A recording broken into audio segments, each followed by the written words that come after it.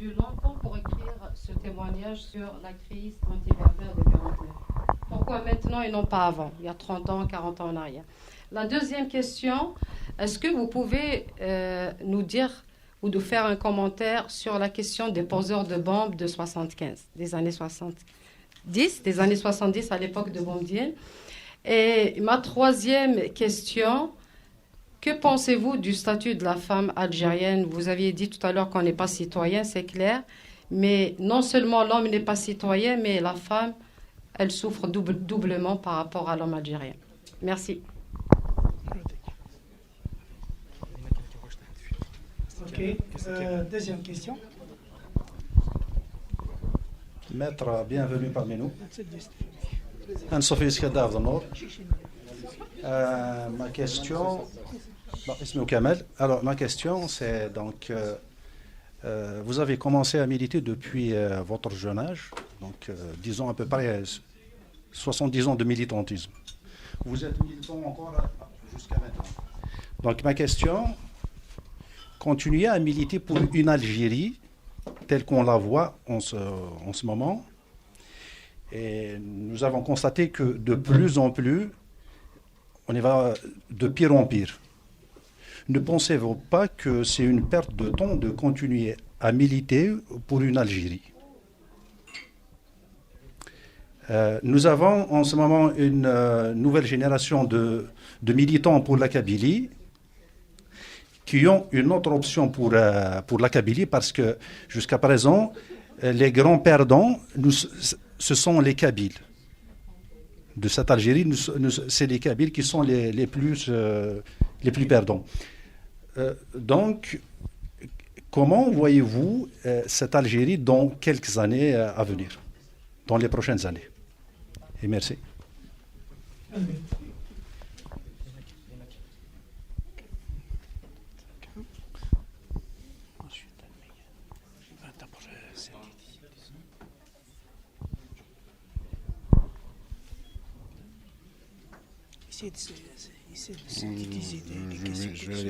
Je vais aller directement au but. Ok. C'est bon, Rachid?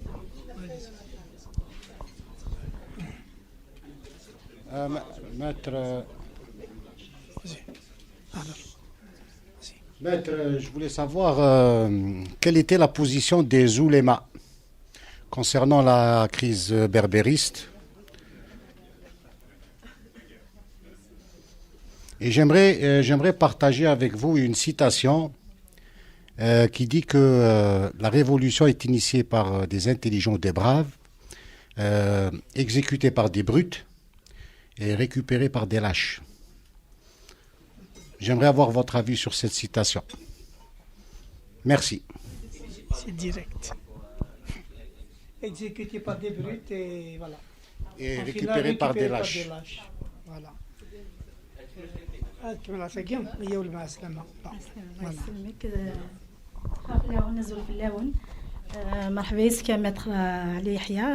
me présente, Madame Samina Djoudi. Je suis présidente de l'association AIFA.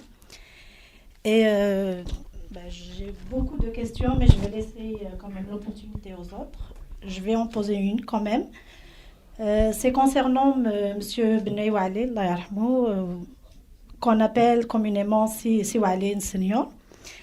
On a grandi à Djuma Sahari, moi-même je suis de la région, en ayant une image assez terne de cette personne. Jusqu'aux dernières années, il a été considéré comme étant du moins un lâche puisqu'il a été exécuté par ses pairs. J'imagine que lors de la Révolution, tous ceux qui sont exécutés par le FLN, c'est des lâches. Si c'est pas la France qui l'exécute, ça veut dire qu'ils ont quelque chose à lui reprocher. Donc, c'est près de 50 ans après son exécution que la vérité a été élucidée et sa mémoire a été honorée. Je rejoins un petit peu la question de Madame Attal. Pourquoi attendre si longtemps pour qu'un homme, pas juste Siwali, il y en a d'autres, beaucoup d'autres, que leur mémoire a été très, très ternie. les histoires qu'on entendait. Moi, j'entendais parler vraiment d'une façon assez très sombre. C'était un tabou de parler de ces personnes-là. Je pense que 50 ans après, c'est trop. Pourriez-vous me dire sûrement qu'il y a des raisons pour attendre aussi longtemps? Merci. Merci.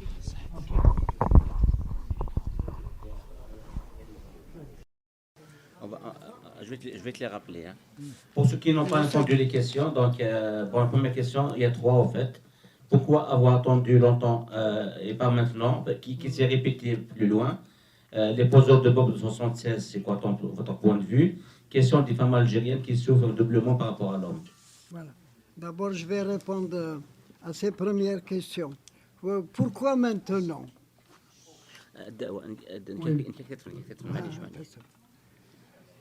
Vous savez, en 62, qu'est-ce qui s'est passé? Il y a l'armée qui est venue des frontières, elle a occupé le pays. Ce qui fait que, je dirais une phrase seulement, en 62, ceux qui ont occupé le pays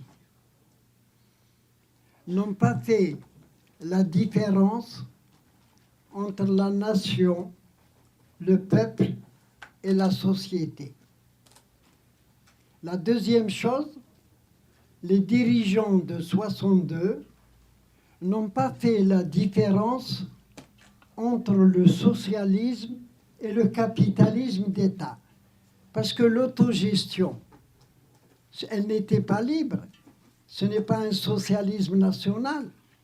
C'était les terres autogérées qui étaient dirigées par l'État. Donc il n'y a pas de différence entre le socialisme et l'autogestion. La troisième chose beaucoup plus grave, c'est que les dirigeants n'ont pas fait une différence entre le socialisme national, parce qu'ils ont dit on n'applique pas le socialisme international, c'est du communisme.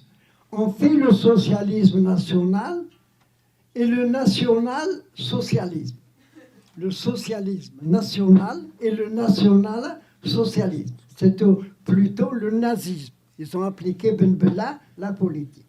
Quand vous faites cette différence, qu'est-ce qui est resté en 62 pour lutter contre ce pouvoir? Ou bien vous vous intégrez dans le pouvoir, comme on a demandé pour la berbérité de s'intégrer et de s'assimiler, c'est-à-dire de disparaître. Ou bien vous vous taisez, ou bien vous partez à l'étranger, ou vous allez à la clandestinité. Voilà les choses qui étaient réservées en Algérie. Pourquoi maintenant? Il y a 2 handicaps. Le premier handicap, c'est la période 90, où le fils a tenté de prendre par des élections le pouvoir. Allez, 1992 jusqu'à l'arrivée de Bouteflika le 15 avril 1999. Donc la décennie 90 a coupé les jambes et les bras à ceux qui voulaient passer à la lutte armée pour se libérer de ce personne. Troisièmement, il y a l'argent. Il ne faut pas oublier que ce pouvoir actuel, Bouteflika a passé 15 ans, 3 quinquennats de 15 ans. Il a eu beaucoup d'argent, mais il n'a pas développé le pays. Tout ce que Bouteflika a fait avec l'argent, 632 milliards de dollars, 632 ont été dépensés. Ce qui est dans la loi des finances, c'est-à-dire jusqu'à 30 $, ça c'est contrôlé. Mais après 36 $ jusqu'à 120 $, personne ne contrôle, ni le ministre des Finances, ni le gouvernement. Pourquoi? Bouteflika n'a fait ni les libertés, ni le développement économique et social du pays.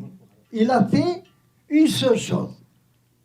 Comment prendre le pouvoir, comment étendre ses attributions et comment garder le pouvoir. Et pour garder le pouvoir, il faut qu'il y ait une mainmise sur l'armée. Parce que c'est l'armée qui a désigné tous les présidents algériens et qui a révoqué 3 présidents algériens, je vous les ai dit. Voilà Bouteflika ce qu'il a fait. Aucun développement. Et pour revenir à la question qui a été posée par la sœur, après je parlerai de la bombe. Pourquoi la femme algérienne ne joue pas son rôle? D'abord, il faut prendre les constitutions algériennes. Vous savez que chaque président de la République, il veut sa constitution. C'est un costume personnel, ce n'est pas pour le peuple.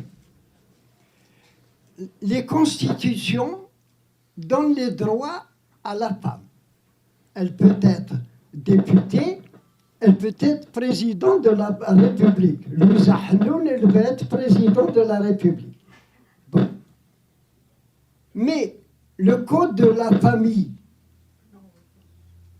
il fait de l'algérienne une mineure. C'est une mineure. On a voulu arranger en disant, Bouteflika, qu'est-ce qu'il a fait? Il a dit, celui qui veut épouser une deuxième femme doit avoir l'accord de la première femme. Mais comme on a maintenu dans la Constitution la répudiation et le divorce unilatéral, prenez un homme qui veut épouser une deuxième femme. Si sa première femme la refuse, il la répudie. Donc elle est obligée d'accepter. Donc, bon, rien n'a été fait. Et sur le problème, ça a été fait. Mais on va revenir, parce que je ne vous ai pas parlé de la Kabylie de 1930. Je voudrais vous dire un mot. Il ne faut pas négliger la femme. Ce qui se passe actuellement, c'est la femme qui permet à son mari de grandir dans la société. Parce que si la femme est l'avenir de l'homme, pour que l'homme puisse réussir, et vous avez tous réussi ici, c'est que vos femmes vous ont enlevé tous les soucis. Comment élever les enfants, comment s'occuper de la maison, comment régler vos problèmes avec votre famille, avec vos sœurs, avec vos parents, comment les reçoivent. C'est pas facile. C'est pas facile. Donc, c'est elle, il faut. La femme est l'avenir de l'homme, mais l'homme doit être l'avenir de la femme. Il faut qu'il l'aide à venir. Je finirai par une phrase. Il ne faut pas dire que nos femmes ne jouent pas un rôle, c'est pas vrai. La femme, écoutez-moi bien, l'homme est la tête, la femme est le cou qui fait tourner la tête.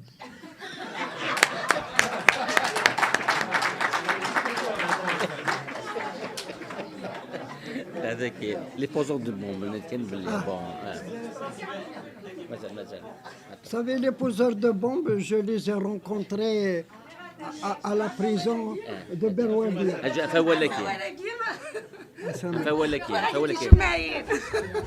فولكي تلاوين انت بيان مازال دار لغة فلانية. تنمير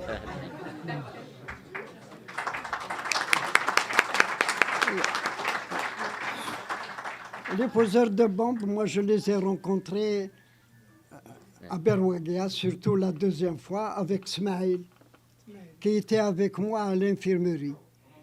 Il a écrit un livre qui est très important sur ce qui s'est passé à Berwadia, comment ils ont été faits. Ce qu'il faut dire, parce qu'on ne peut pas, il y a quelqu'un ici qui peut parler puisqu'il fait partie, c'est que dans l'histoire du mouvement berbère, ça se situe dans la continuité à un moment où il y a eu une fracture. Et c'est à partir de là que ça a repris, que ça a donné un peu de vigueur. Voilà ce que je peux dire. Je les ai rencontrés avec Smaïl. Alors il faut que je vous dise aussi, puisqu'on parle des femmes. La mère de Smaïl,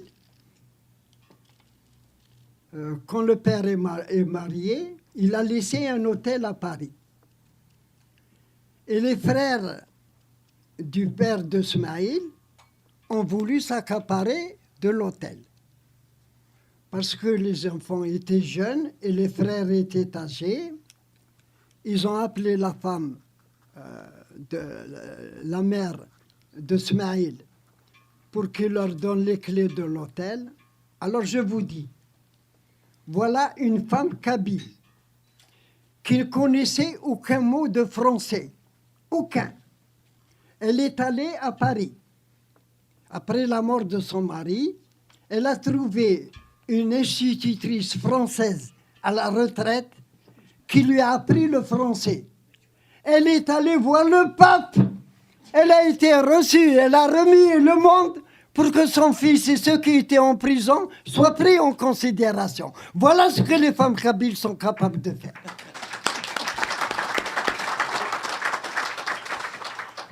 Pour ceux qui ne connaissent pas Lounès Kassé, il était parmi les poseurs de bombes en 1976, donc 11 ans de prison.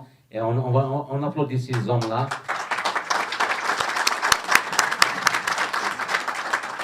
Une pensée Ismaël Moujbal, qui vient de citer, je l'ai vu il n'y a pas longtemps à Paris. Il est vraiment souffrant aussi, il est vraiment souffrant. Et puis Houssine Djeradi et tous les autres. Est-ce que c'est Houssine? La deuxième question. Continuer à militer pour une Algérie est-il une perte de temps? Est-il une perte de temps?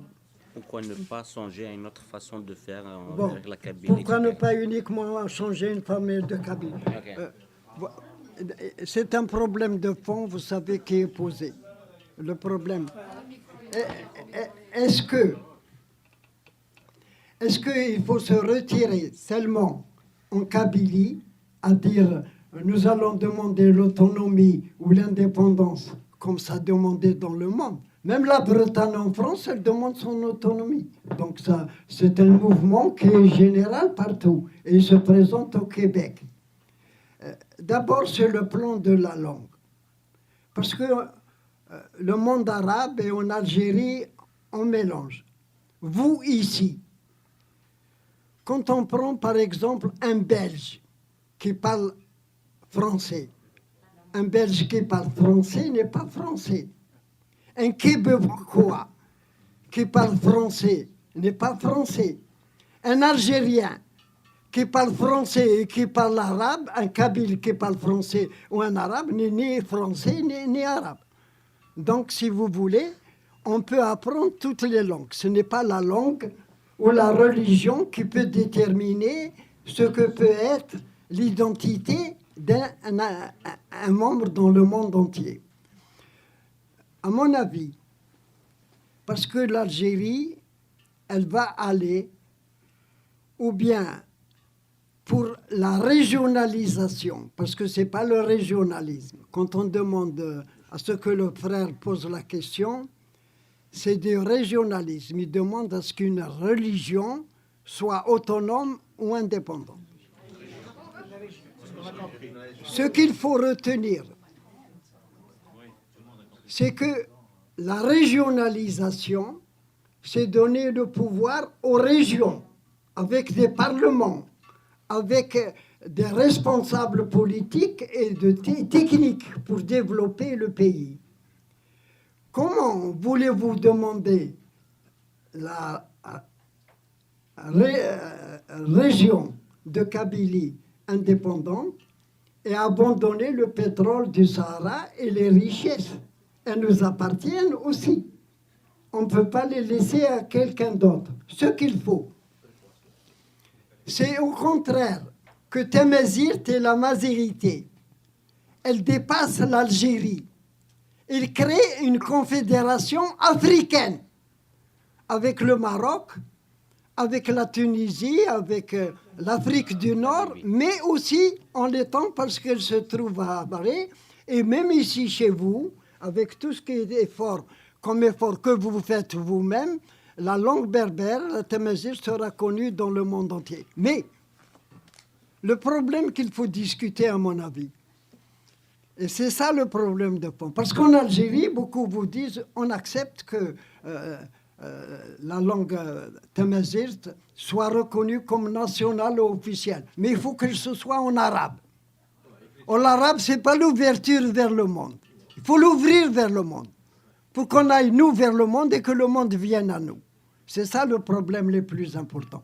Maintenant, le frère qui a posé la question, les idées sont responsables. Il faut les respecter. Ce qu'il y a, il faut les soumettre au peuple. Si vous voulez, il faut faire la démocratie. Et la démocratie, c'est le peuple qu'il faut. Donc il faut aller avant de demander quelque chose. On va vers le peuple et on amène le peuple. Le peuple, c'est une force. Et personne ne pourra dire, si s'explique demain, si la Kabylie ne va pas être autonome ou plus, ou bien si elle va s'étendre dans une région, parce que le monde actuellement, il va changer. Le monde capitaliste, je parle du monde, y compris de l'Amérique, il va changer. Donc le capitalisme international qui a dominé le monde, vous allez avoir la Chine dans 12 ans, elle va dépasser l'Amérique. Vous allez avoir l'Inde, dans 25 ans, elle va dépasser l'Amérique. Vous allez avoir des pays, il y aura une nouvelle organisation du monde. Et nous allons participer, vous, j'espère, à cette réorganisation du monde. Maintenant, l'idée, elle est respectable. Dans la troisième question, position des ulama concernant la question berbère. Et bon, que pensez-vous de la tâche qui a été révolutionnée ici par les Braves, exécutée par les Brutes et récupérée par les Lâches? Alors, la première question, c'est... Les ulémas par rapport à la question berbère. Oui, alors, vous savez, d'abord, les ulémas, ils ont été créés à Alger au mois de mars 1931. Ils se sont réunis en congrès au mois de mars 1936.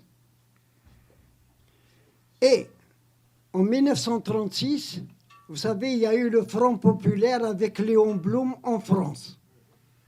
Et Farhat Abbas, il y avait une délégation des oulémas qui devait partir en France pour être reçue par le gouvernement du Front populaire de Léon Blum. Il y avait 3 oulémas, Ben Badis, Bachir Ibrahimi et Tayyib al-Aqbi. Voilà les plus hautes personnalités des oulémas. Avec eux, il y avait Farhat Abbas. Et à Constantine, il y avait un député qui s'appelait Ben Jelloul. Et Farhat Abbas, dans le journal L'Entente, en 1936, avant de partir à Paris, beaucoup de vous connaissent, il a dit « Si l'Algérie existait en tant que nation, je serais fier d'être nationaliste. Mais l'Algérie n'a jamais existé. J'ai visité les cimetières, j'ai visité tous. Je n'ai pas trouvé l'indépendance de l'Algérie. » Dans l'article, dans l'entente, avant de partir à Paris. Quand les oulémas sont partis, ils ont été reçus par le Front populaire le 18 juillet 1936. 18 juillet. Qu'est-ce qu'ils ont dit? Ils ont dit, nous sommes des Français. Mais le statut personnel, c'est pour écraser la femme, c'est tout. Le statut personnel, le reste, on abandonne tout, nos personnalités, comme ça, avec le Front populaire. Quand ils sont revenus, ils devaient faire, vous savez, au stade de Bellecour, le 2 août 1936. C'était pour dire au peuple, voilà ce qu'on a obtenu, on est devenus des Français, mais on reste des musulmans, on a gardé le statut personnel. Et c'est là que Messali est arrivé par bateau. Et c'est là que Messali, au stade de Bellecour. Il a embrassé la terre quand il est arrivé. Et puis il a dit l'Algérie n'est pas à vendre. Mais ce n'était pas en tant que PPA. Parce que 36, c'était l'étoile nord-africaine. C'est 37. Donc, sur le plan du nationalisme, c'est-à-dire l'Algérie nation, nation souveraine, les oulémas n'ont pas défendu. Eux, ce qu'ils veulent, c'est l'islam dans le monde entier, dans le Fils aussi. Quand on s'est réunis à Rome, je ne sais pas pourquoi vous n'avez pas posé de questions pour Rome, quand on s'est réunis... La semaine prochaine. La semaine prochaine. Voilà, c'est ça. Bon. Quand on s'est réunis 2 fois à Rome. La première fois, c'est en novembre. Moi, comme j'ai été l'avocat du Fils, en novembre, je suis allé les voir. Le 6 septembre, on venait de les mettre à Alger. À Besmedeni Ali Belhaj, ils l'ont mis dans une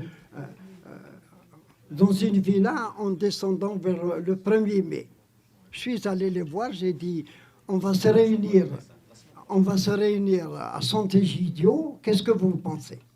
À Besmedeni, il a dit, moi je refuse parce qu'il ne faut jamais se réunir chez les chrétiens. Belhaj, il est sorti avec moi.